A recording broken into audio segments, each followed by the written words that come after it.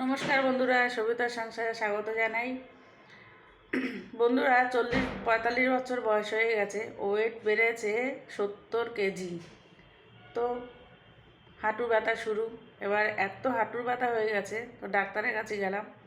Doctor বলল wait না কমালে কিছুতেই ব্যথা সারবে না, আর ডায়েট করতে হবে। তা দেখুন, এই যে 1 কাপ ভাত আর 1 বাটি সবজি, এই হলো দুপুরের খাওয়া। আর সকালে আর রাতে ওটস। আর ওয়েট মাপার জন্য আপনাদের দাদা আমার জন্য কি এনেছে দেখুন।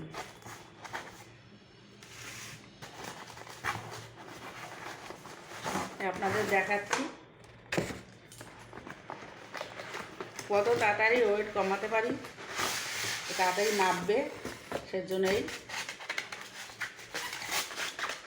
Weight machine.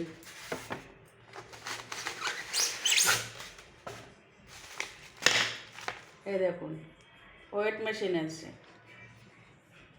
কত তাড়াতাড়ি আমি ওয়েট কমাতে পারি সেই দেখবার জন্য। তো